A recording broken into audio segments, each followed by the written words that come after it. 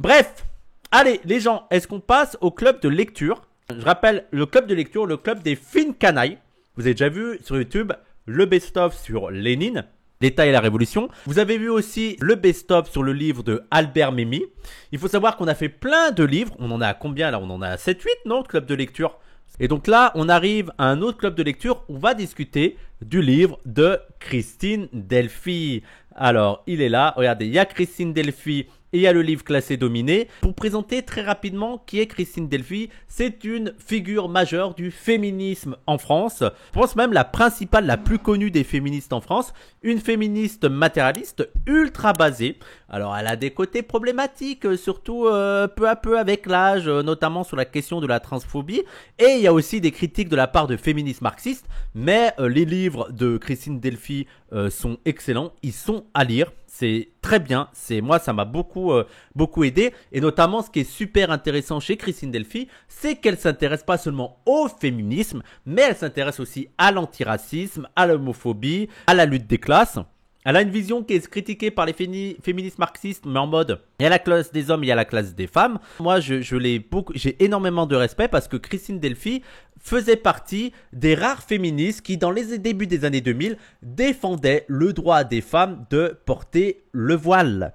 Et oui, elle était là pour dire, mais attendez, moi je suis une féministe et je pense pas que le voile c'est un objet féministe. Par contre, c'est bizarre que ce soit érigé comme le symbole du patriarcat. Pourquoi ce symbole? Peut-être parce que c'est les Arabes et vous aimez pas les Arabes? Alors non, moi je suis pour que les femmes puissent s'habiller comme elles le souhaitent. Mais on va en parler avec les personnes qui veulent participer. Et donc, oui, t'es bien les passages sur le voile et la commission Stasi. Oui, mais c'est pour ça aussi que j'ai voulu vous faire lire. C'est parce que il y a tous les articles sur lesquels elle parle de sa position sur le voile. Donc je vais faire monter les gens. Tout d'abord, coup d'éclat. Bonjour, coup d'éclat. Oui, le Boys Club pour parler de Delphi. Bah ouais, je suis désolé. Mais au moins, ça montre qu'on est des vrais féministes en fait. Parce que les femmes, elles n'ont pas besoin de lire Delphi. Parce qu'elles connaissent la domination masculine, le patriarcat et ce que c'est de classer dominé. Mais nous, on en a besoin, les hommes. Donc, on a été des hommes à lire, classer, dominer. Et d'ailleurs, je voudrais faire une petite précision parce qu'il n'y a pas seulement le sujet du sexisme, il y a aussi le sujet de l'islamophobie. Oui, il faut les choquer, ceux qui pensent que les femmes doivent lire. Alors, coup d'éclat, comment ça va? Eh ben, ça va super bien. D'accord, coup d'éclat. À côté de toi, c'est Grey Fox. Bonjour, Grey Fox. Bonjour. Lénine Arloboutin, bonjour. Et bonjour. Et on termine avec Erwetz. Erwetz, toi, on est d'accord, c'est pas la première fois. Pour l'an 5 de la Révolution, Fanon, donc c'était le premier club lecture que tu avais fait, il me semble, je sais plus. Oui, je crois que c'est lui, ouais, le premier qu'on a fait. Je crois que c'est l'an 5 de la Révolution. Alors, on va commencer par toi, coup d'éclat. Moi, la première question, c'est est-ce que vous avez déjà lu Delphi? Déjà, est-ce que c'est le premier livre de Christine Delphy que vous lisez? Et qu'est-ce que vous avez pensé de cette lecture? C'est le premier livre de Delphi que j'ai lu, que je connaissais pas du tout avant, et j'ai vraiment adoré. Et c'était quoi la deuxième question? Qu'est-ce que j'en ai pensé? C'était trop bien. En plus, ça parle de plein de sujets et c'est assez facile à lire. Je trouve qu'à chaque fois, les intros sont un peu compliquées, parce que c'est genre un condensé du livre en quelques lignes, et du coup, ça faisait un peu peur, mais au final, quand tu lis tous les articles, c'est assez simple à lire, et ouais, facile de s'y retrouver. Oui, c'est ça, l'avantage du livre, c'est pour ça que je l'avais conseillé, c'est que c'est des articles, quoi, donc tu t'es pas obligé de tout lire, et il y a des sujets un peu divers, et pour les gens, j'ai remarqué, c'est toujours plus facile de lire un livre avec un recueil d'articles qu'un livre avec une thèse, genre les autres livres de Christine Delphy, ça va être plus compliqué, quoi. Et toi, Grey Fox, tes premières impressions, est-ce que tu as déjà lu Delphi et tes premières impressions? Et avant ça, coup d'éclat, tu lisais d'autres féministes, est-ce que c'est ta première féministe? Non, j'ai aussi participé à Fabrice et Classe. Ah, de Angela Davis? Ouais. D'accord. Et j'ai lu d'autres choses. J'avais lu L'opposé de la blancheur. Je ne connais plus le nom de l'autrice, mais ça parlait de la représentation des personnes noires dans les médias. Et voilà, j'ai lu des petites choses à gauche à droite. D'accord, je vérifie. Je vérifie si vous avez lu des féministes ou pas. Voilà, on est quand même. C'est la police de la lecture ici. Toi, Grey Fox. Alors moi c'est ma première autrice féministe, pour être honnête. Et donc j'ai vraiment beaucoup apprécié. Et d'ailleurs en fait j'ai lu dans son entièreté, mais il y a bientôt presque 2 mois. D'accord. Ah ouais, tu l'avais. En fait je l'ai lu quasiment d'une traite. Ouais. Parce que une fois passé le début de l'introduction, qui m'a posé quelques problèmes vraiment tout au début parce qu'elle parle un peu de philosophie, de psychologisme. Donc ça m'a un petit peu dérouté sur les premières pages. Ouais, sur mais l'autre, après c'est ça. ouais, c'est ça. Au début, je l'ai trouvé un peu complexe, mais j'avais envie de connaître plus en profondeur les thématiques qu'elle abordait, donc j'ai dû m'arrêter un peu. Mais après, c'était magnifique. Enfin, Ouais. l'introduction, moi, ce que j'ai préféré, c'est l'introduction pour être honnête. Mais tous les différents chapitres qui viennent, qui sont des articles, sont super, se complètent. Et pour moi, du coup, le point faible, c'est qu'il y a une certaine redondance. Quand on lit les articles, en fait, après c'est normal parce que ça traite, c'est des sujets entremêlés, mais qui se rejoignent. Donc moi, j'ai trouvé un petit peu redondant sur la fin, donc mais je l'ai lu d'une traite. Preuve que, enfin, j'ai vraiment beaucoup apprécié, quoi. Ah non, pas pareil. Moi, j'ai trouvé complexe au début, j'avais du mal à suivre. Après, par contre, les articles, ok. Bon, on va en parler du début. On continue le tour. Lénine en Louboutin. Ouais. Première Bah, en vrai, féministe, est-ce que t'en as pensé? non, moi, grosse lecture de féminisme, genre Mona Chollet et tout, la goutte, quoi, tu vois. Non, mais, non, pas Mona Chollet. Non, moi, j'ai lu, mais ensuite, ça m'a causé des problèmes sur Twitter. J'avais lu le truc d'Elsa Marceau, qui est un peu un truc aussi féministe, quelque part. Ouais. Et, Ça t'avait posé des problèmes, voilà. pourquoi? Parce que, pour une raison qu'on connaît tous, on va dire que citer Elsa Marceau avec les sauces qu'il y a eu il y a 2 mois, c'était peut-être pas, D'accord. enfin bref. D'accord. Il y avait aussi le bouquin de Clara Serra sur le consentement, qui est en vrai un bouquin qui est assez cool aussi. Il y a Cassandre qui a fait une conf dessus. C'est aussi des questions de féminisme, de VSS, tout ça. Delphi, après, moi, je connaissais zéro. Je connaissais pas du tout. Je savais pas qui c'était. Ouais, enfin, j'ai découvert avec le Talkie Oui que t'as fait avec Morgane, quoi. D'accord, mais attends, ça m'amène une question. Et je veux voir dans le chat aussi. Est-ce que vous connaissiez Christine Delphi avant PDH ou Zawa Prod ou pas? Parce que moi j'avais l'impression que c'était quand même une grande figure du féminisme en France, même dans le milieu militant.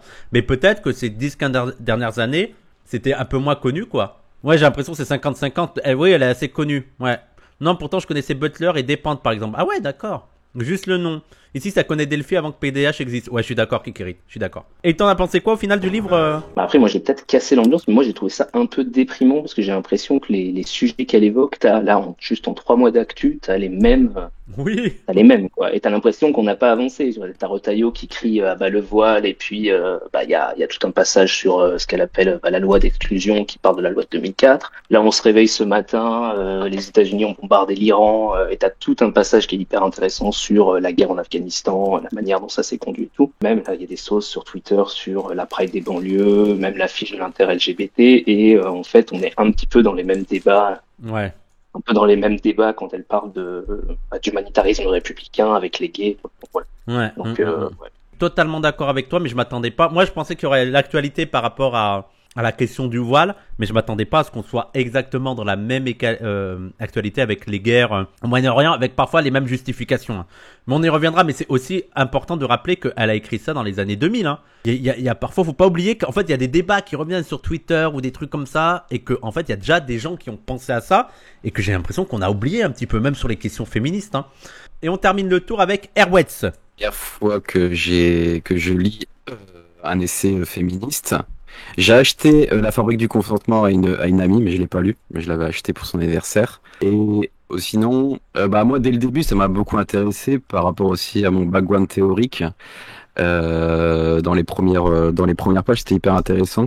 Et puis Ouais. après, comme Lénine de bout en train. Non, c'est quoi pardon.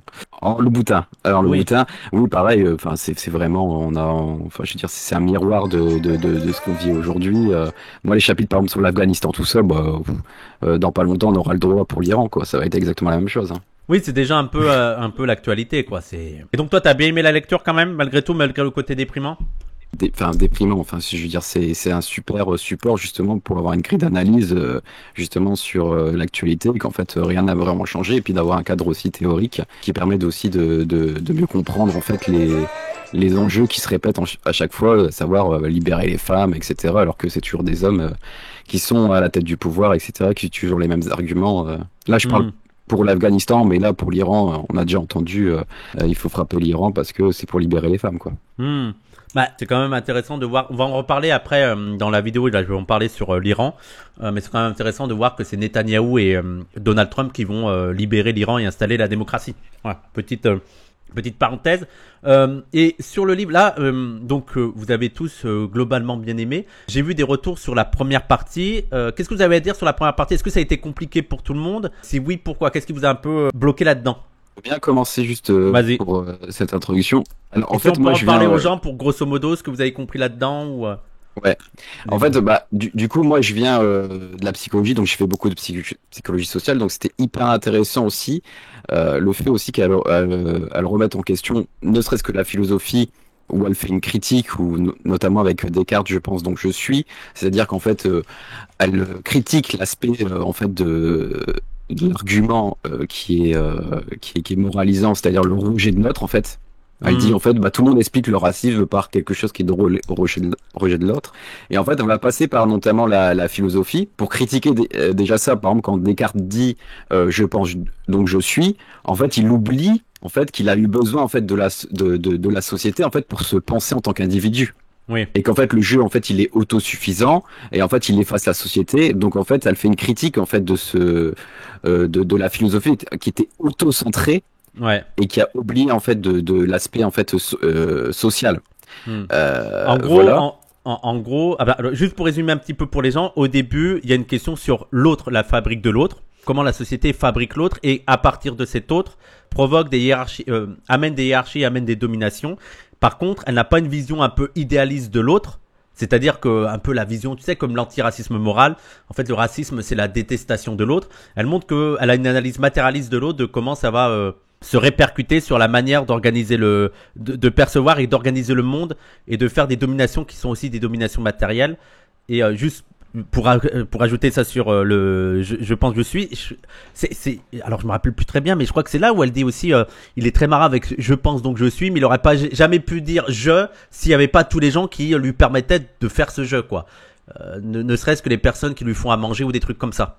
C'est tout à fait ça. Et après, elle démonte l'argument aussi, le rejet de l'autre. Ça voudrait dire qu'en fait, il aurait quelque chose en fait déjà de codé génétiquement qui permettrait de dire le rejet de l'autre en fait. Mais en fait, il y a rien qui explique ça en fait. Donc en fait, et donc ça souligne qu'en fait, il y a bien une construction matérielle qui permet justement ces dénominations de groupe avec des dominés, dominants, et en fait que le rejet de l'autre est vraiment un argument en fait très faible pour expliquer en fait les dominations entre donc là, elle parle notamment des femmes, des homosexuels et pardon, j'ai un trou de mémoire. Femmes, des homosexuels et non blancs. Bah oui, je suis con. Oui, non.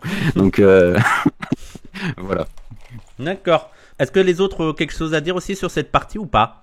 Ouais, je veux bien intervenir. Moi, c'était sur parce que le titre du livre, au final, je trouve qu'il résume tout, classé, dominé. Oui. Et c'est le fait que nommer les choses, en fait, automatiquement les classes et va créer une hiérarchie. Juste le pouvoir de nommer, c'est en fait hyper important. Et elle revient sur le fait que justement les non-blancs ont commencé à nommer les blancs blancs et que ça a été très mal pris. Oui. Et je trouvais ça intéressant de revenir là-dessus.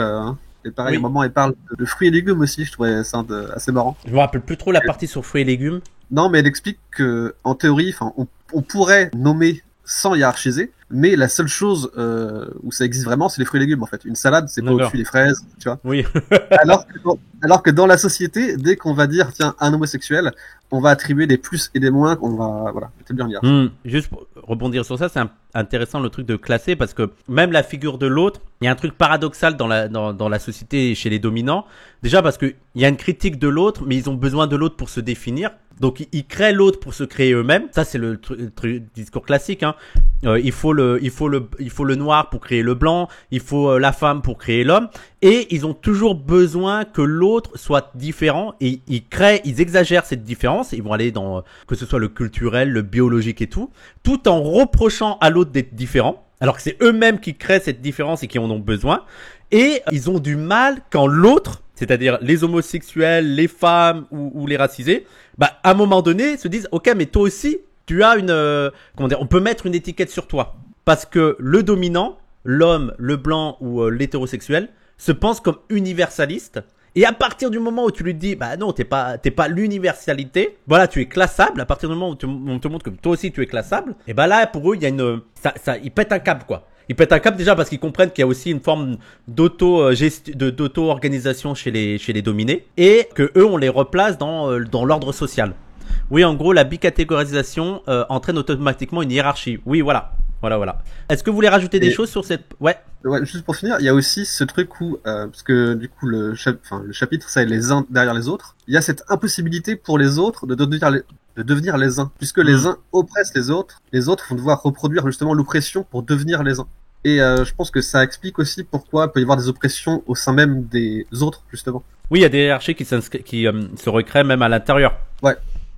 Est-ce qu'il y a des points à rajouter sur cette première partie? Donc ça, c'est vraiment la partie la plus, ouais, peut-être la plus théorique. Ouais, La en plus vrai, floue. c'est la partie la plus théorique. Moi, c'est la partie au début où j'ai vraiment rien compris. Quand ça parle de Descartes et tout, j'ai un peu skippé. En vrai, s'il y a des gens qui l'achètent, peut-être vaut mieux passer à des chapitres plus concrets avant de revenir à l'intro. Hmm. Mais ce qu'elle dit dans l'intro, bon, ça, en vrai, ça a déjà été dit, je le redis juste d'une autre manière, mais c'est qu'en gros, c'est justement une marque de privilège que de pouvoir à la fois hiérarchiser les gens, les classer, Hmm. et en même temps immédiatement s'exclure de la hiérarchie en devenant le neutre, quoi. L'hétéro va définir l'homosexuel et en même temps l'hétéro devient le neutre, donc il est plus dans la hiérarchie. Et c'est pareil pour le blanc et le non blanc, quoi. C'est-à-dire on va le noir, l'arabe, etc. Et le blanc va presque s'offusquer quand on va lui signaler qu'il est blanc. Il y a un passage où elle parle, je pense qu'elle parle des indigènes, c'est ça qui en plus Oui. on le toupé, quoi, d'usurper comment dire, le privilège de créer la hiérarchie. C'est un peu ça qu'elle dit au début avec un background un peu, enfin un background, je sais pas, enfin on va dire une théorie, un philo et tout qui est peut-être un peu compliqué au début. Ouais. Je voudrais rajouter un truc aussi, justement ce chapitre aussi, il y a pour but aussi, parce qu'en fait là, dire le rejet de l'autre, en fait ça se porte sur l'individu, et donc ça exclut en fait le problème de la structure sociale, en fait, ce qui est la structure sociale, en fait, qui crée des groupes dominés et dominants, qui produisent des rapports d'oppression et qui organisent des différences comme hiérarchiques. Dire ça, en fait, c'est dire rejet de l'autre, en fait, ça veut dire que c'est individuel, donc Oui. c'est porté sur la personne et pas porté en fait sur un système systémique en fait qui crée cette division-là. C'est ça aussi la grosse conclusion en fait de ce chapitre-là, quoi. Bah, au final, vous avez bien compris j'ai l'impression que même si ça a été un peu ardu, mais et aussi sur Descartes, en fait, c'est aussi toute la critique du courant décolonial sur la question du jeu, de l'individu coupé du reste du monde, qui a été pensé à partir de Descartes et qui en fait fait abstraction de tout le reste de la société, qui déjà, est-ce que déjà la question de se définir par le jeu, pas naturel, je veux dire, c'est pas toutes les sociétés qui se sont pensées seulement par le jeu, et aussi qui s'est coupé de tout le reste. On a l'impression dans le jeu cartésien que Descartes peut se définir par lui-même indépendamment de tout le reste et que il n'existe que par lui-même. Et vous avez pensé quoi après du reste de l'article, que ce soit la question de l'islamophobie, du voile, de la guerre en Irak, des questions aussi sur l'homosexualité. Qu'est-ce qui vous a le plus plu, le plus marqué dans le livre? Je vais commencer, même si après je l'ai lu il y a un petit moment, du coup c'est plus frais, mais moi ce qui m'a le plus marqué c'était l'intro. Ah ouais, d'accord, ouais. Ouais, mais après, enfin, tout le reste est intéressant aussi, hein. Notamment quand elle parle de Guantanamo, de la question du terrorisme, du mot Oui. terrorisme aussi. Oui, putain, mais c'est tellement d'actualité en fait. Ouais, parce qu'elle explique que pour être un terroriste, en fait, il suffit d'être arrêté dans le cadre de la lutte antiterrorisme, en fait. Il n'y a pas besoin d'avoir fait d'acte, il n'y a pas besoin d'avoir fait quoi que ce soit. Juste le fait qu'il y ait une suspicion, en fait, suffit à être catégorisé comme terroriste. Et ce mot terrorisme permet juste de t'absous de toute contrainte, de tout droit. En fait, ça permet de faire des horreurs à l'individu, dont la création de Guantanamo, qui est en dehors de tout cadre de droit international. Enfin, c'est fou. C'est une prison américaine qui est à Cuba. Oui, ça quand j'ai découvert ça, c'était une dinguerie, hein, de voir qu'en plus c'était à Cuba, quoi. Et qu'en plus, enfin le droit n'existe plus en fait. C'est utilisé notamment par Israël en ce moment. C'est pour ça que ça fait écho à l'actualité. C'est que ce sont des terroristes, du coup on a le droit de faire ce qu'on veut, les bombarder, les emprisonner, Et ce mot, en plus, on voit qu'en France, il y a eu une tentation comme de l'utiliser avec les soulèvements de terre, tu sais, contre les méga-bassines. Oui. Avec les éco-terroristes, et tu vois comment ça s'immisce comme ça dans la société et dans le discours politique. Et en vrai, c'est un peu flippant. Oui, bah en vrai, en plus c'est ça qui me chagrine là-dedans, c'est que ça fait des moments qu'on alerte sur l'usage du terme terrorisme. Alors il y a des gens qui disent n'hésitez pas à contextualiser pour ceux qui n'ont pas lu. En fait le problème c'est que en fait il y a plusieurs chapitres et plusieurs chapitres c'est plusieurs articles avec chaque fois quelques problématiques. Donc c'est ça qui est un peu difficile. Il n'y a pas un contexte. Je veux dire le contexte général c'est la manière de classer et de dominer comme le titre, mais après il y a différentes problématiques. Qui veut ajouter des choses, Grey Fox Moi, je veux bien, ouais. Ouais. En fait, moi, ce qui m'a, il y a notamment deux textes qui m'ont le plus plu parce qu'en fait, ils m'ont fait découvrir des choses ou voir les choses sous un nouvel angle. C'est le chapitre, donc l'article sur une guerre pour les femmes afghanes, Ouais. ainsi que celui sur le voile. Et en fait, j'avais très bien intégré par mon passif que on pouvait déshumaniser les gens pour les dominer, c'est-à-dire pour commettre des exactions contre eux. Par contre, je n'avais pas intériorisé le fait parce que je l'ai pas forcément vécu, notamment parce que je suis pas une femme. En fait, l'infantilisation des femmes, et notamment des femmes musulmanes ou des femmes arabes ou des femmes considérées comme inférieures.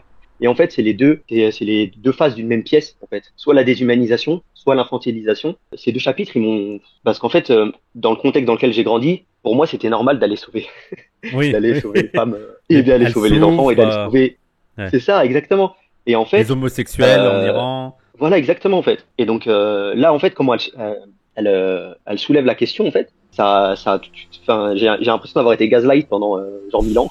Enfin, au moins toute ma vie, quoi. Quand elle pose la question dans le sens, a-t-on le droit d'imposer la guerre, la faim, le deuil, le déplacement, la peur, la mort, sienne ou celle des proches, de son père, de son frère, de ses enfants, juste pour obtenir éventuellement des droits. Et en fait, elle dit que, admettons que le jeu en vale la chandelle, je résume, hein, admettons que le jeu en vale la chandelle, c'est aux principaux concernés, en fait, de choisir de sacrifier sa vie et celle de ses proches pour, en plus, une hypothétique avancée. Parce que quand on a vu ce qui s'est passé en Afghanistan, ou dans d'autres pays, c'est une folie, en fait, de se permettre de prendre la décision pour sauver des personnes. Ouais, c'est la folie. Moi, c'est vraiment ces deux chapitres-là. Moi, comme la personne précédente qui a parlé, mon chapitre préféré, effectivement, c'est l'introduction. Mais ces deux chapitres-là, on va dire, ont levé un voile, je veux dire, sur une autre facette de la domination et notamment l'infantilisation des femmes musulmanes qu'on considère en fait comme des enfants pour se permettre de leur imposer des choses parce qu'en fait, les pauvres, bah, ils savent pas. Ouais, c'est ouais. En fait, qu'est-ce que c'est bien pour eux en fait. Mais ils comprendront quand ils seront libérés. Exactement, ouais, c'est aussi l'alignation. En fait. Et cette facette-là, bah, en tant qu'homme, je l'avais moins souligné, on va dire. Ces deux chapitres-là, ils m'ont soufflé. Donc franchement, rien que pour l'introduction et ces deux chapitres, le livre, moi, il est magnifique. Désolé, hein, c'est un peu Ah non, c'est parfait. Ah, c'est très bien. Mais franchement, j'ai encore un peu d'émotion, quoi. C'est vraiment, c'est un beau livre. Ah, mais des beaux articles, en plus, c'est fort. Et non, surtout dans le contexte. Ouais. Surtout dans le contexte. C'était en 2000. L'article sur le voile, c'est en 2004. Ouais. C'est dans les années 2000. Une guerre pour les femmes afghanes, c'est dans les années 2000, voire un petit peu avant. C'est fou de lucidité. Oui. Non, mais c'est impressionnant, hein. Franchement, parce que je pense que beaucoup, même dans l'antiracisme, enfin beaucoup, je dis non, beaucoup d'indigènes, de non blancs et tout, pouvaient trouver ça normal en mode ah ouais c'est vrai que une femme blanche qu'on pourrait penser très éloignée de ces problématiques-là ait un regard aussi percutant et aussi avant-gardiste sur ces sujets-là. Et en plus, elle a fait, je veux dire, l'une de ses caractéristiques, Christine Delphi, c'est que en plus d'être une chercheuse, elle a toujours été au milieu des luttes, tu vois. C'est peut-être qui fait qu'elle a pas, elle est pas tombée dans des trucs ultra réactionnaires, tu vois. Donc vraiment que dans les années 2000, il y a ce genre d'article et que tu peux le lire 20 ans après avec autant d'actualité, c'est que quand même elle a été forte sur ce coup-là. C'est pour ça que moi je trouve que parfois les gens jettent à la poubelle un peu trop facilement Christine Delphi. Et moi je comprends aussi le truc transphobe, mais il y a quand même des trucs extrêmement intéressants chez elle, quoi. Et il y a Coup d'éclat qui pose une bonne question qui résume un peu tout sur le bombardement. A-t-on le droit de bombarder les gens pour leur bien? Je trouve la question excellente. Léline en Louboutin. Moi, celui qui m'a le plus plu, ouais, en vrai, c'est le voile, parce que moi, pour la précision, je suis blanc, donc forcément, je veux dire forcément. En tout cas, je traîne pas mal avec des blancs. Je me souviens d'une conversation que j'ai eue avec des potes, et pour leur faire comprendre que la loi de 2004 c'était un enfer, c'est pas facile, mais en même temps, je pense que c'est l'article, il est pas très long en vrai, mais il est dense et il est vraiment bien, quoi. Enfin, après, j'ai l'impression que c'est bizarre, on dirait qu'ils ont fait une commission en 2004, mais ils étaient tous d'accord, finalement. Et ce qu'elle dit, c'est qu'ils ont invité aucune femme voilée, parce qu'il fallait surtout pas se salir les mains, inviter des femmes voilées à la commission. Et que, tout le monde était d'accord, quoi. Enfin, il y a une émission YouTube comme ça. Je crois que c'est 30 ans, enfin, je sais plus, la laïcité, 30 ans de division à gauche, mais ils sont tous d'accord, quoi. Marie-Georges Buffet à Hollande, je veux dire, ils sont tous pour interdire le voile, tu vois, c'est assez consensuel en 2004. Quoi. Mais c'est cool de se rendre compte qu'à cette époque-là, il y avait aussi des gens qui s'opposaient à ça, tu vois, se dire que pas juste un contexte où il n'y avait pas vraiment le choix, quoi. Mais c'est important de rappeler aux gens, parce que là, les gens, je crois qu'ils ont trop l'habitude maintenant, en 2025, que c'est un peu facile de parler du voile à gauche, que maintenant c'est un peu accepté, et encore. Mais c'est un peu accepté l'idée que on peut être féministe et voilé, ou on peut défendre simplement le droit des femmes de porter le voile. Mais il faut se rappeler que dans les années 2000, la guerre, elle n'était pas contre la droite ou l'extrême droite. La guerre, elle était contre la gauche. C'était la gauche qui, principalement, voulait interdire aux femmes qui portent le hijab de porter le hijab. Et qu'il y avait des organisations de gauche, même au NPA, où c'était un peu difficile d'afficher, voire même impossible d'afficher des femmes voilées, où ça provoquait des scandales de ouf. Donc il faut aussi replacer le texte dans les années 2000 pour comprendre quelle a été la force de Christine Delphi. Et juste aussi pour ajouter sur ça, Christine Delphi, moi ce que je trouve génial dans son texte sur le voile, c'est que elle n'est pas du tout dans... Tu sais, t'as tout le discours sur l'islamo-gauchisme de la part de l'extrême droite, où les gens sont en contradiction avec leurs valeurs et tout. Et je pense que parfois, t'as certaines féministes qui défendent le voile et que tu peux voir ces contradictions et tu peux trouver ça un peu bizarre. Par contre, chez Delphi, c'est clair, quoi. Chez Delphi, je trouve que c'est ça qui fait sa force, c'est qu'elle est pas en mode ah mais moi je pense pas que c'est un objet féministe. Après ça c'est aux femmes de décider par elles-mêmes, tu vois. Mais pour moi, de mon point de vue, ce n'est pas un objet féministe. Je pense que c'est un objet de domination patriarcale comme un autre. Mais la question qu'elle pose, c'est pas est-ce que c'est féministe ou pas. Elle se demande mais comment ça se fait qu'on centralise autant sur ça, et comment ça se fait qu'on veut interdire à des femmes. Donc déjà, comment ça se fait que c'est devenu le symbole de la domination des femmes en France, comme si c'était que ça qui dominait les femmes, et comme si le sujet pour la libération des femmes c'était l'interdiction du voile. Et aussi la question de comment ça se fait qu'on veut interdire à des femmes, au nom du droit des femmes, de porter cet objet. Donc c'est ça que je trouve assez carré chez elle et qui est un peu incritiquable, c'est qu'elle n'est pas du tout en mode, tu sais, relativisation ou idéalisation du voile, mais simplement sur le b.a-ba de je défends le droit des femmes de faire ce qu'elles souhaitent. Pour imaginer le débat sur le voile à l'époque, le pouvoir de division de cette question, il faut regarder le débat sur les TDS aujourd'hui peut-être. Ouais, en vrai Fabien, je suis d'accord que c'est à peu près la même violence de débat. Moi, je sais qu'il y a des gens qui étaient là dans les années 2000 sur ces débats, ils disaient mais ça a provoqué des ruptures d'amitié de ouf, quoi. J'ai pas lu Delphi grâce à PDH parce que ça existait pas, mais clairement si j'ai ouvert celui là à l'époque, c'est parce que motivé par le lore Pire et LMSI. Alors LMSI, les gens, les mots sont importants, le site internet, les mots sont importants, et c'est vrai aussi de rappeler le travail énorme fait par les mots sont importants à l'époque, notamment de Pierre Thévagnan, qui a été un peu seul, qui était parmi les seuls militants à défendre le droit des femmes qui portent le hijab à le porter. Est-ce que tu voulais rajouter des choses, Lénine en Louboutin? Bon, en vrai, non. Moi, juste, c'est, en vrai, pour revenir sur ce passage, en vrai, il est aussi très matériel parce qu'elle voit elle écrit des trucs qui se sont passés ensuite, quoi. J'ai pas sous les yeux, je vais pas le bouquiner, ça, enfin, je vais pas le lire, ça va emmerder tout le monde, mais en vrai, elle avait vu ce sur quoi ça allait déboucher, c'est-à-dire le fait que ça allait à la fois déclencher du ressentiment chez les personnes qui portent le voile et en plus les séparer du reste de la communauté nationale blanche et créer entre les deux options quoi, quelque chose d'irréconciliable. Et aussi sur la question des femmes arabes, elle disait déjà à l'époque des choses que parfois les gens ont un peu de mal à comprendre, mais que il y a une différence de traitement entre les hommes arabes et les femmes arabes, et que parfois la société fait semblant se fait un peu plus ouverte à l'égard des femmes arabes, mais, et c'est toujours le mec qu'on n'arrête pas de dire, dans le cas où notamment elles n'affirment pas leur islamité. Et c'est-à-dire qu'une femme arabe qui n'affirme pas son islamité peut potentiellement être beaucoup plus accueillie qu'un homme arabe. Par contre, à partir du moment où elle affirme son islamité, notamment en portant le hijab, alors là, elle devient soit une femme aliénée qui ne comprend rien à rien, comme tu as dit, il y a l'infantilisation, soit la déshumanisation, on la voit comme une ennemie de l'extérieur. Là, lire un extrait serait une bonne idée. Il y a Airways qui a partagé cet extrait. À quel moment la guerre devient-elle préférable?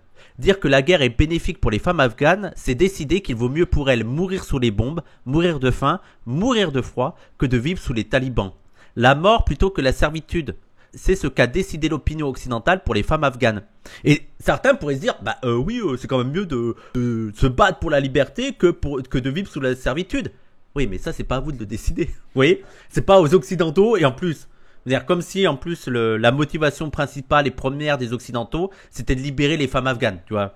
Ben, c'est aux personnes afghanes elles-mêmes de le décider. Et je pense que on voit même nous, la chance qu'on a, nous, c'est qu'on voit à quel point cette stratégie a été nulle à chier quand on voit comment les talibans sont revenus en fait. Donc on a eu 20 ans de guerre, 20 ans de destruction d'un pays pour au final que rien ne change et que les talibans reviennent. Erwet. J'ai pas deux propositions, mais en fait, il y a deux choses sur lesquelles je voulais revenir. C'était le chapitre sur la parité Ouais. Et peut-être aussi que, mais je pense peut-être plus tard, c'est le chapitre le mouvement quel mouvement, avec vraiment la règle officielle et la règle, la réelle règle. Je sais pas si tu te rappelles de ça, avec justement de dire le mot indigène, affirmer le mot indigène et de quitter cet aspect universaliste.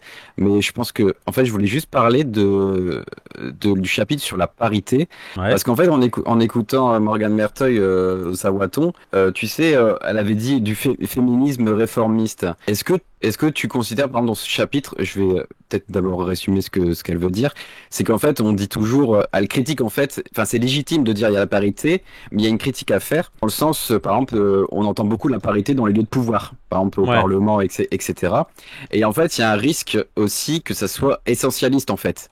Dans le sens, elle a une place parce qu'elle est une femme. Et en fait, il faut dépasser la parité. Et elle parle plutôt en fait d'action positive, qui en fait de dire que la parité doit être partout, partout, partout, et pas seulement concentrée dans les lieux de pouvoir. Et moi, j'aimerais bien juste avoir ton avis par rapport en fait à cette. Donc en fait, ouais, elle revendique d'intégrer en fait cette revendication de la parité plutôt en fait en politique globale d'action positive, c'est-à-dire dans tous les secteurs de la société. Et moi, j'aimerais bien avoir ton avis par rapport à ça en fait. Est-ce que ça c'est un espèce de réformisme? Parce que est-ce que quand on dit la parité, il y a un espèce de toujours en fait de le genre il est pas dépassé en fait. Il y a homme-femme, etc. En fait, moi j'ai pas lu Morgane Merteuil justement, ça me donne trop envie de savoir ce que c'est vraiment le féministe marxiste. Mais dans cette perspective-là, en fait, de parité, est-ce qu'on est dans une espèce d'un réformisme ou autre chose, en fait? Enfin, parce qu'on dépasse pas le genre, en fait. Moi, c'est une critique à l'égard de Delphi ou à l'égard des féministes matérialistes en général. Bah, c'est justement les perspectives que parfois je trouve que par rapport à l'analyse assez radicale sur la société, sur la société genre et tout, je trouve que parfois les propositions sont pas extraordinaires. Et ça, par exemple, je trouve que après, je veux dire, pour moi, tu sais, j'ai aussi une position un peu pragmatique en mode, bon bah, c'est toujours des évolutions intéressantes et je suis pas en mode, ah, c'est du réformisme, c'est à jeter. Mais c'est vrai que, voilà, moi, je lis, quand je termine un livre sur certains points, que ce soit Delphi ou d'autres, les propositions, je suis un peu, tu vois, pas emballé ou je trouve ça un peu, ça tombe un peu à plat. Mais bon, après, ce qu'il faut dire aussi, c'est que je pense que j'ai pas aussi les compétences pour mesurer, comment dire, déjà le niveau de possibilité de ces propositions et aussi quels seraient les effets réels. Peut-être qu'il y a des effets réels là-dedans que moi j'ignore et que d'autres qui ont travaillé sur le sujet savent vraiment les effets que ça peut avoir et auxquels je n'ai pas pensé. Grosso modo. D'un point de vue pragmatique, je suis complètement d'accord avec ce que tu dis. On est loin de l'abolition du genre ou des choses comme ça, mais c'était justement intéressant parce que il peut avoir des fois sur en fait des sensibilisations en fait que ça serait limite j'ai pas envie de dire un contre son camp, mais on peut voir déjà les arguments des antiféministes au niveau de la parité et tout ça quand il se fait dans les lieux de pouvoir en fait, dans le sens où en fait il y a un risque d'essentialisation en fait, dans ces choses-là.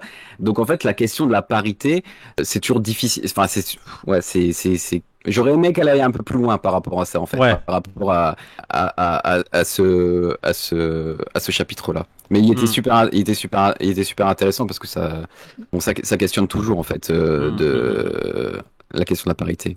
Oui, après, oui, comme dit Lénine en Louboutin, c'est l'objectif, c'est toujours d'abolir le genre. Donc oui, je pense que c'est pour ça aussi que moi je veux pas trop aller dans la critique parce que, je connais pas aussi toutes les propositions mais je pense que dans l'idéal toujours c'est de détruire cette binarité du genre homme-femme quoi. Mais c'est vrai que voilà, mais par exemple sur cette destruction de la binarité homme-genre, je trouve que les propositions marxistes, notamment sur le salariat ou sur la gestion de la famille, l'abolition de la famille, mais par la gestion, je sais pas, par l'État ou de la communauté de la famille, sont des positions qui sont beaucoup plus intéressantes et que j'ai vu émerger davantage chez les féministes marxistes que chez les féministes matérialistes. Est-ce que tu voulais ajouter aussi des choses encore ? Ce point-là, après moi j'attends justement pour, comme je disais, le chapitre mouvement, quel mouvement, parce que je pense qu'il peut y avoir un lien aussi avec Ouria parce et qu'on puis faisait pas par le chapitre, pire, hein. des choses comme ça.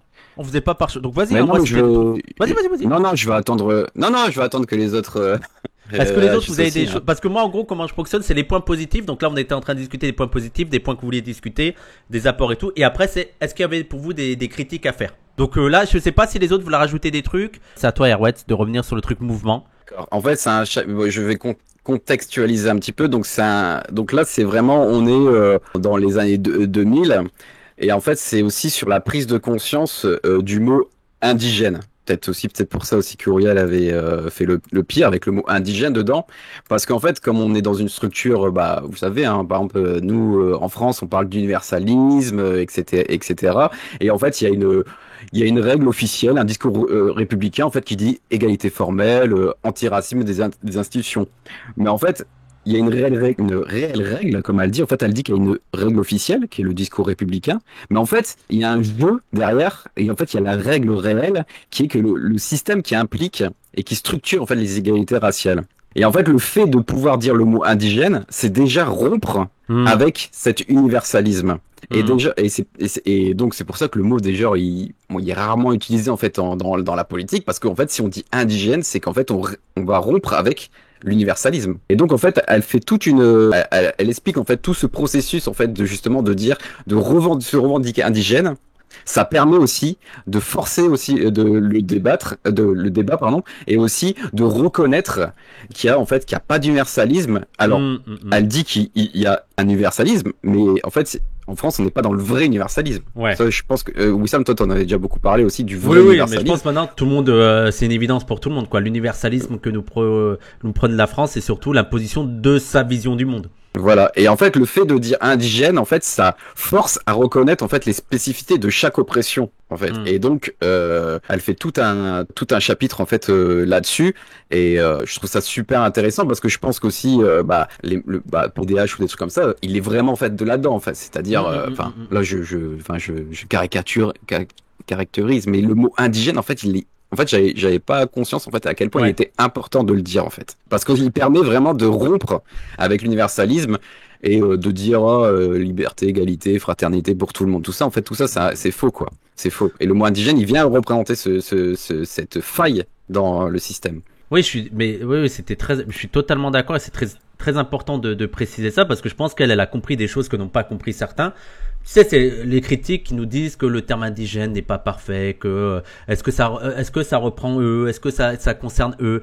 Et en fait, tu sais, ça n'aurait pas de crédibilité, de rigueur scientifique, alors que c'est pas le sujet. Tu sais, c'est pas le sujet. Je veux dire, c'est vraiment un terme politique, comme elle a dit, pour faire émerger l'idée que il y a en France des sujets qui sont victimes encore aujourd'hui d'un traitement colonial et d'un traitement colonial pour faire référence au code de l'indigénat et d'un traitement raciste. Et donc après tu peux mettre qui tu veux, je veux dire tu peux mettre tous ceux qui sont victimes d'un traitement raciste, même s'ils n'ont pas été vraiment sous le code de l'indigénat, tu vois, les Roms, j'allais dire les Asiatiques, mais je veux dire même au Vietnam et tout, il y avait des formes de code de l'indigénat. Mais c'est ça qui est important parce qu'on se perd parfois sur le truc. Alors le terme n'est pas très rigoureux, alors que ça n'a jamais été le sujet. Je veux dire, ça a été surtout un terme politique pour alerter sur le traitement différencié de certaines personnes. Un terme en mode, faut les choquer en fait. Oui, voilà, parfaitement. Mais qu'après, effectivement, mais tu sais, c'est comme ça me fait penser un peu. Je sais pas si vous avez vu, mais il y a eu un discours de Mélenchon où il parlait de la relation entre l'Orient et l'Occident et du monde musulman, ce qu'on doit au monde musulman et tout.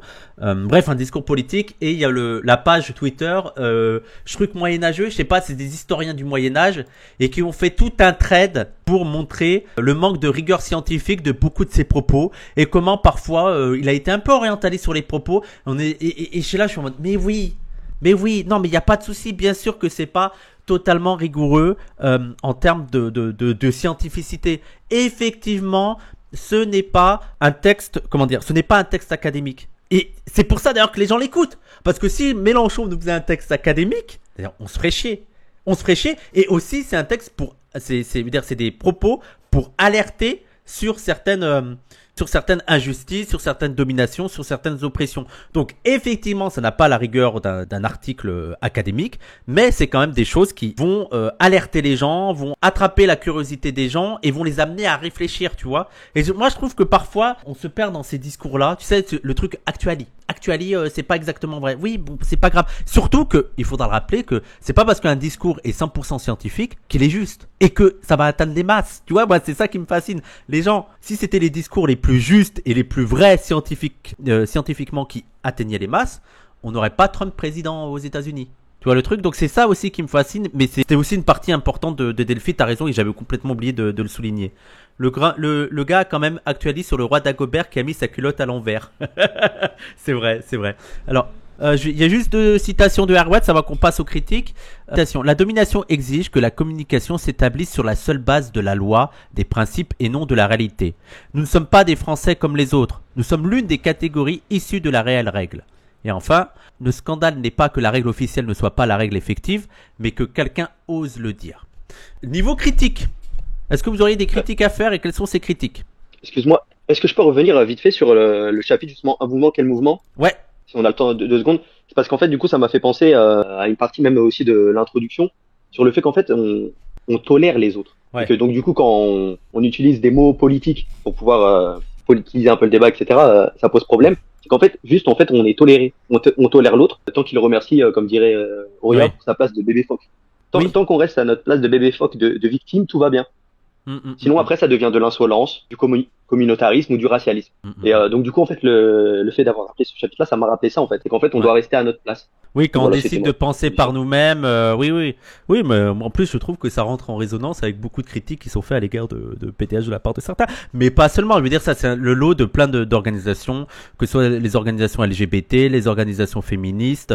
D'ailleurs, c'est intéressant. Il y a, je sais plus si c'était Christine Delphi qui avait écrit sur ça, mais en fait, il y a aussi l'émergence des études féministes dans les milieux universitaires. C'est intéressant d'aller replonger là-dessus parce que vous voyez qu'il y a à peu près les mêmes critiques qui ont été faites à l'égard des féministes que les critiques qu'on fait actuellement aux personnes qui essayent d'intégrer la question raciale dans les études académiques. Et c'est toujours le même truc, le truc de la neutralité, le truc du manque de la rigueur scientifique, le truc de « Ah, mais vous faites ça, c'est politique, vous êtes concerné, donc vous serez pas neutre ». C'est vraiment plein de choses qui reviennent. Alors, on passe aux critiques. Est-ce que vous avez des critiques à faire? Oui, après c'est pas vraiment une critique, c'est plus une interrogation que j'avais. Ouais, vas-y, interroge. Elle a un chapitre qui s'intitule Race, caste et genre en France, Ouais, où oui. elle affirme qu'en France, il y a une création de caste raciale, où elle dit que en fait, le statut d'immigré est devenu quasiment héréditaire. On va parler d'immigrés de 2e, 3e génération, et c'est des gens qui vont avoir quasiment aucune mobilité sociale, et qui, de fait, ne vont pas être enfermés dans une classe, mais dans une caste. Et j'ai pas l'impression que cette notion de caste soit vraiment utilisée par toi ou par PDH. Et je sais pas, qu'est-ce que vous en pensiez justement? Mais je me rappelle, là je t'avoue que je me rappelle plus trop de cette partie et je pense que c'est justement, elle m'a pas marqué du tout. Ouais, le truc par caste. Ouais, j'aurais pas grand chose à dire parce que je me rappelle plus trop de cette partie. Je suis désolé. Mais je pense que justement le fait qu'elle m'a pas marqué, c'est peut-être que j'ai pas trouvé ça très intéressant, je pense. Ok, ouais, bah j'ai vu que ça avait pas été repris justement. Donc, ouais. Voilà. Il y a une autre chose, mais pareil, c'est pas vraiment une critique. Christine Delphi qui critique un petit peu l'intersectionnalité. En mode, elle explique que les oppressions ne s'ajoutent pas les unes aux autres de façon mécanique, mais elles coexistent en même temps dans un même espace pour les individus. Ouais. Et est-ce que c'est là d'où vient la notion de consubstantialité plutôt que d'intersectionnalité? Bah, je pense que Christine Delphi, elle était assez accoutumée de ses travaux, et notamment les travaux de Daniel Kergoat et tous ces trucs-là. Donc je pense que oui, je pense que elle avait déjà, en fait déjà, c'est l'idée déjà de rappeler que on articulait, on imbriquait les choses avant même l'intersectionnalité. Mais aussi, ça fait partie des choses où je trouve que les gens sont un peu malhonnêtes parce qu'ils nous font croire que dès le départ, l'intersectionnalité, il y avait l'idée que ah non, c'est pas des choses qu'on croise, mais c'est des choses qui coexistent. Alors bah, on n'aurait pas utilisé le terme intersection. Le terme intersection, ça vient de quelque part. C'est pas pour rien qu'elle a utilisé le terme intersection. Et c'est oublier aussi les débats qu'il y avait dans les années entre 2005 et 2015, même 2020. Et moi, je me rappelle de Lisa Boutelja qui disait que elle était une femme maghrébine et de classe populaire, donc elle était triplement opprimée. Donc il y avait toujours le truc d'ajouter, de additionner et de soustraire. Mais je pense que les gens sont un peu de mauvaise foi sur la manière dont l'intersectionnalité a été pensée durant ses débuts, tu vois. Après, maintenant, je pense que beaucoup de gens sont davantage dans l'idée de consubstantialité, même quand ils parlent d'intersectionnalité.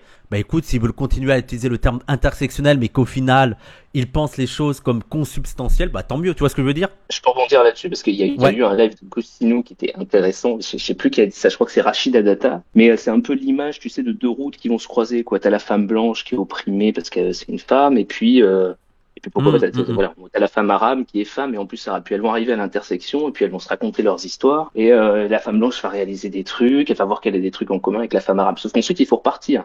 Donc qui c'est qui décide dans quel sens on repart? Et donc quand tu arrives au point d'intersection, c'est toujours le dominant, donc la femme blanche, qui va décider dans quel sens on repart. C'est pour ça aussi que le truc, est critiquable aussi par certains aspects. Et en fait, quand les gens, je sais pas, sont dans des luttes, en fait, la lutte, elle a un objet. C'est-à-dire, tu fais communauté autour de, je sais pas, Oui. tu es dans les années 80, tu luttes autour d'un sujet. Le sida, quoi, tu vois. Et évidemment que tu discutes avec des milieux antiracistes, avec des lesbiennes qui subissent aussi du sexisme.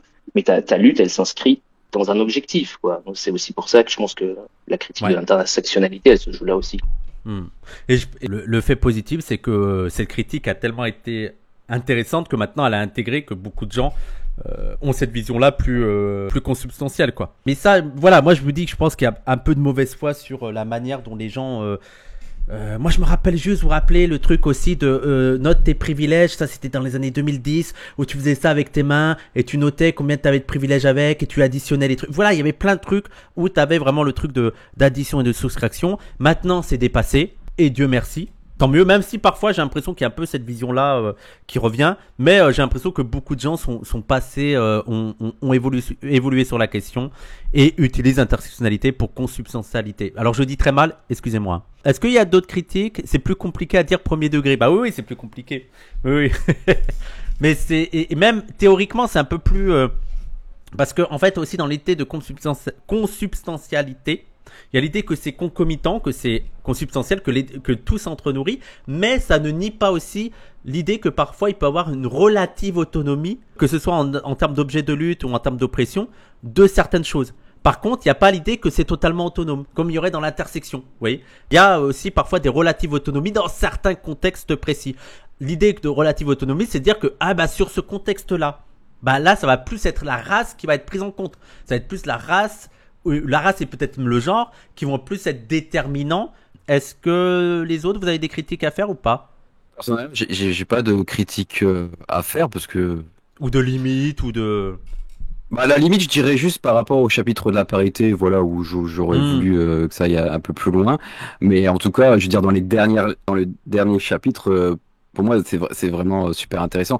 Notamment que moi, j'aime bien cette fin quand elle dit, par exemple, qu'il faut en finir avec la prétention occidentale à définir ce qu'est le féminisme légitime, dans le sens où localiser le sexisme dans les autres cultures, en fait, c'est comme si, en fait, tu nies l'existence du sexisme et de la violence patriarcale en Occident, en disant bah ouais mais là-bas ils doivent porter le voile ou je sais pas quoi. En fait c'est toujours dans cette où en fait l'Occident en fait c'est vraiment le féminisme, c'est eux qui ont la définition. Et d'ailleurs après c'est pour ça qu'après elle retourne aussi sur la question du voile en fait, que certains féministes qui ont soutenu la loi sur le voile en fait ils ont contribué en fait à renforcer non seulement le racisme d'État mais aussi le côté patriarcat quoi.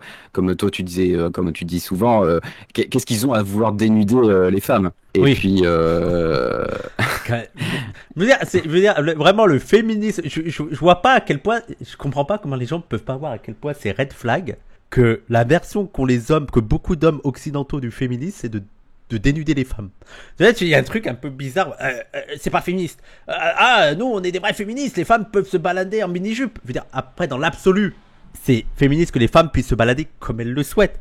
Mais une telle focalisation sur le fait de dénuder, parce que dénuder ou dévoiler ou même dénuder, parce qu'on rappelle que c'est pas seulement le voile maintenant, hein, c'est aussi les robes longues, les robes trop longues des jeunes filles. Je veux dire, il y a tellement un red flag des hommes féministes en mode à l'époque, regarde, tu sais qui aiment bien mettre des photos, par exemple de l'Iran avant la République islamique où t'avais les filles en mini-jupe, t'es en mode mais vous êtes tellement bizarre. je disais juste que, enfin vraiment, Delphine elle y va sur la critique aussi du féminisme blanc, dans les, enfin des chapitres où elle s'attache aussi les conflits intra-groupes au milieu des féministes tout ça.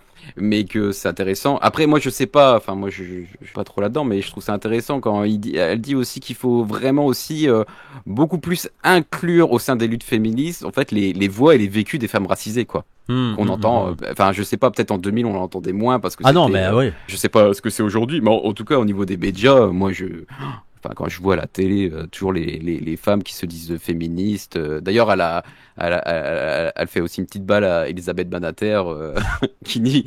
Elle dit qu'elle nie Elisabeth Banater qui nie en fait l'existence du patriarcat, que, enfin voilà, qu'elle dépolitise tout. Et en fait, on voit tout le temps à la télé en fait des femmes blanches qui arrivent, qui font leurs médias. J'ai vu hier, enfin, je regarde pas, mais je suis tombé à la télé. Je regarde pas la télé, mais je suis chez mes parents, donc j'ai vu qu'il y avait Maïté, je sais pas, qui a ouvert son média féministe, tout ça. Bon, enfin, bon, on va se demander un petit peu ce que c'est, mais donc du coup, vraiment, qu'il y ait vraiment une critique. Elle fait vraiment une critique de fond, justement, décoloniale en fait du féminisme, quoi. Et oui, il faut le rappeler. Moi, je pense qu'il y a eu énormément d'évolutions sur ça dans les milieux féministes. On le voit notamment avec la question du voile. On le voit aussi avec la question de la Palestine. Même si sur l'Iran, on va y venir, c'est un peu plus compliqué. Donner la parole aussi, respecter plus la parole des féministes non blanches et aussi de d'autres manières de concevoir le féminisme, de se dire qu'il n'y a pas que le féminisme occidental. Il y a d'autres façons de combattre pour le droit des femmes.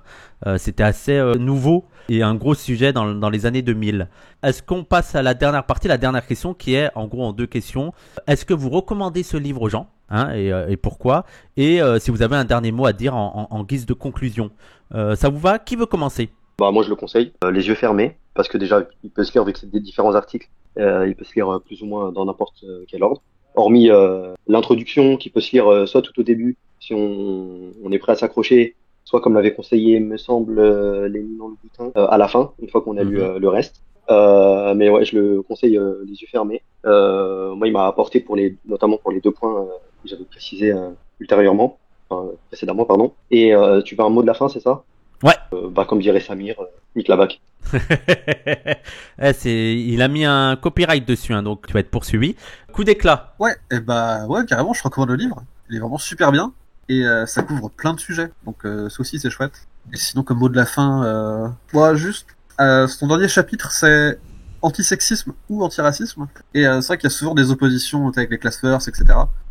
Et le truc c'est que si on veut lutter contre le capitalisme, c'est pas ou la classe, ou le genre, ou la race, c'est obligatoirement les 3 en même temps. Merci, coup d'éclat. Herbwet. Oui, je recommande bien sûr le livre. Je pense que ça donne envie après d'aller explorer plus long d'autres auteurs ou autrices sur. Moi personnellement, j'aimerais bien mieux comprendre. Aller vers le féminisme marxiste parce que c'est super intéressant d'après les dires de Morgan Merteuil. Du coup, je sais plus qui disait que moi aussi j'avais découvert Delphi quand tu avais fait ton talkie oui oui avec Morgan Merteuil et vous parlez des propos transphobes qu'elle a pu avoir. Et en fait, quand on la lit, on peut comprendre sa logique en fait justement de ses propos ces propos transphobes qui pourraient après. J'ai vu sur le Discord, il y avait quelqu'un qui avait posté un message qui était super intéressant justement sur ça. Et puis c'était quoi? Ah ouais, la dernière chose à dire, votez Mélenchon, le reste c'est des cons. Voilà. Bonne conclusion. Et on termine avec Lénine en Louboutin. Ouais, moi je conseille aussi. Non, en vrai en vrai les articles sont très cool à lire. Moi je l'ai pas dit sur la question précédente, mais je pense qu'il y a en vrai le chapitre sur les gays, parce que parole de concerné, tu vois. Franchement, je pense qu'il y a des trucs qui ont été écrits plus récemment et qui me rendent un peu pessimiste et qui me font dire qu'on a un peu perdu la bataille. Donc pour moi, c'est peut-être pas le chapitre le plus pertinent, mais pour tout le reste, ça me grave le coup. Il y a un dernier mot, qu'est-ce que ça a rajouté? Ou tout est bon? Non, en vrai, je vais pas être inspiré, ça va être cringe. Écoutez, merci à vous 4, merci mes petits profèmes préférés. Vous avez montré que sur la chaîne du Petit Oui Oui, on est profèmes parce qu'on lit des féministes. Donc n'hésitez pas à aller lire ce livre, Christine Delphi, Classée dominée. Qui sont les autres? Si ça vous intéresse aussi sur YouTube, il y a les 2 autres clubs de lecture qu'on a fait. L'un sur, que je me rappelle, Lénine, l'État et la Révolution, et l'autre sur Portrait du colonisé, Portrait du colon et Portrait du colonisé. Albert Memmi. Et merci beaucoup, merci aux participants.